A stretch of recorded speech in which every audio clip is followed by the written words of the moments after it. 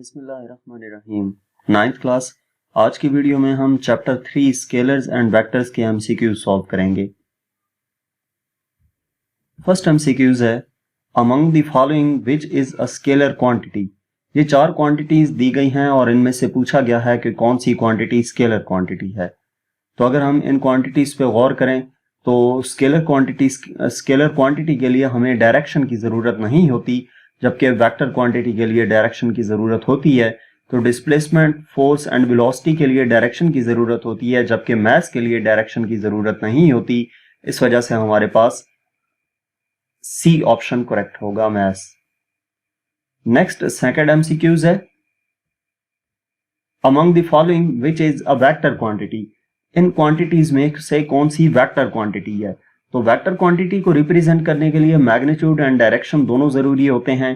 Time scalar quantity है क्योंकि इसके लिए डायरेक्शन की जरूरत नहीं होती। एनर्जी के लिए भी डायरेक्शन की जरूरत नहीं होती। टेम्परेचर के लिए भी डायरेक्शन की जरूरत नहीं होती।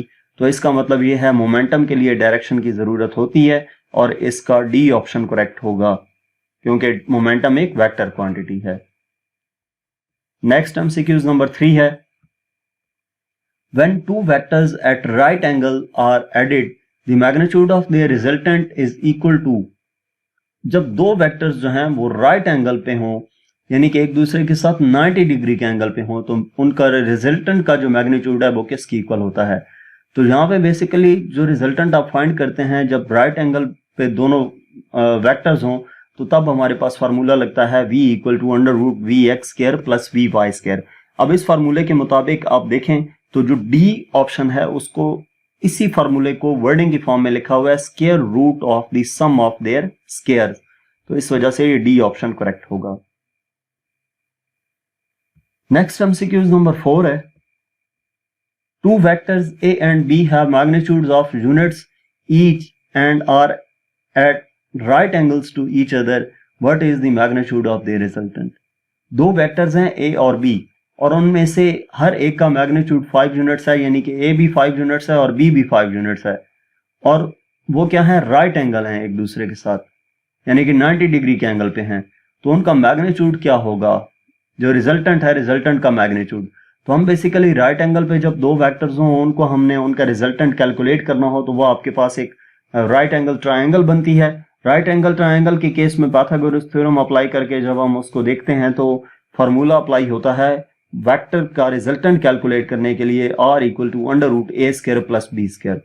अब a इसमें क्या है, a की वैल्यू 5 है प्लस b की वैल्यू भी 5 है, तो 25 प्लस 25 50 अंडर रूट 7.07 आ जाता है, यानी कि इसका c ऑप्शन करेक्ट है, 7 यूनिट्स। नेक्स्ट एमसीक्यूज नंबर 5 है, if vector a has a magnitude of 6 units and vector b has a magnitude of 8 units and they are parallel to each other, what is the magnitude of their resultant। कि vector a का magnitude 6 unit है और vector b का 8 unit है और वो क्या है, एक दूसरे के साथ पैरेलल हैं।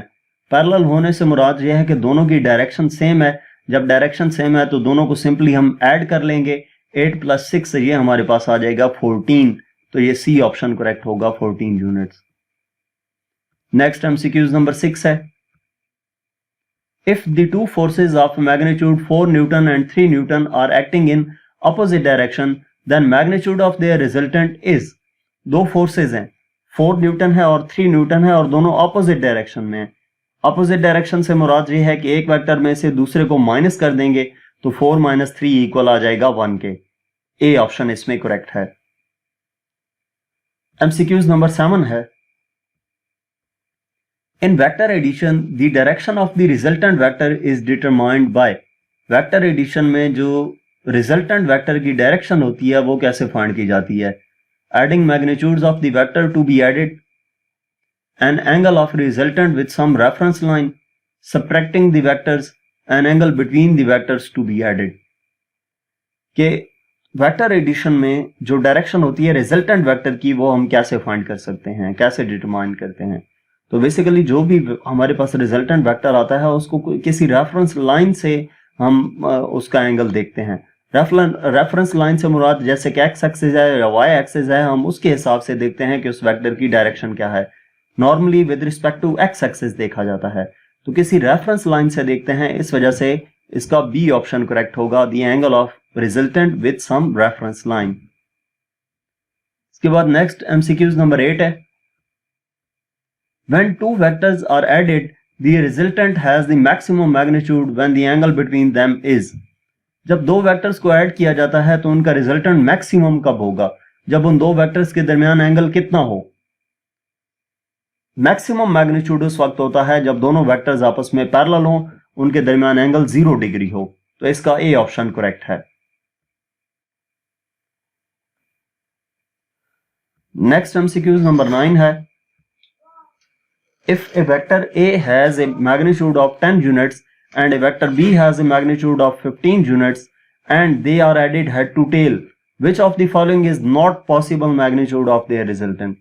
दो वेक्टर्स हैं A और B और उनकी वैल्यूज हमें गिवन है 10 यूनिट्स एंड 15 यूनिट्स, उनको हेड टू टेल रूल के जरिए से ऐड किया गया है, तो इनमें से कौन सा रिजल्टेंट पॉसिबल नहीं है? तो जब इस तरह का आपके पास कोई भी एमसीक्यूज या न्यूमेरिकल टाइप क्वेश्चन आ जाए तो सिंपली आपने मैक्सिमम पॉसिबल वैल्यू और मिनिमम पॉसिबल वैल्यू निकालनी है। Maximum in case of same direction होती है और minimum in case of opposite direction, यानी कि मैक्सिमम तब होती है जब उन दोनों वेक्टर्स को ऐड कर दिया जाए और मिनिमम तब होती है जब दोनों वेक्टर्स को सब्ट्रैक्ट कर दिया जाए। तो 5 and 25 आंसर आया है। इसका मतलब ये है जो इनका रिजल्टेंट है वो 5 और 25 के दरमियान एग्जिस्ट करेगा। 5, 25 और 10 ये तीन पॉसिबल है, तो 3 जो है वो आउट ऑफ रेंज जा रहा है, इस वजह से इसका सी ऑप्शन करेक्ट होगा, 3 यूनिट्स। इसके बाद एमसीक्यूज नंबर 10 है, which row describes acceleration, displacement, distance and speed? कौन सी रो जो है वो acceleration, displacement, distance and speed को रिप्रेजेंट करती है? तो यहाँ पे basically acceleration, displacement, distance and speed दिए गए हैं, इनमें से क्वांटिटीज लिखी गई हैं कि कौन सी क्वांटिटी वेक्टर है, कौन सी स्केलर है।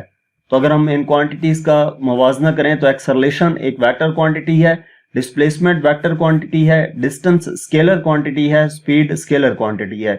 तो वेक्टर, वेक्टर, स्केलर, स्केलर ये किस में है? डी ऑप्शन में है, इस वजह से इसका डी ऑप्शन करेक्ट होगा। यहां तक इस चैप्टर के 10 एमसीक्यूज थे। मजीद 11 से 17 एमसीक्यूज देखने के लिए हमारी दूसरी वीडियो देखें और मजीद वीडियोस के लिए हमारा चैनल सब्सक्राइब करें। इसके अलावा अगर आप किसी भी सब्जेक्ट की ऑनलाइन जो हम ट्यूशन पढ़ना चाहते हैं तो हमसे व्हाट्सएप पे कांटेक्ट कर सकते हैं। Thank you.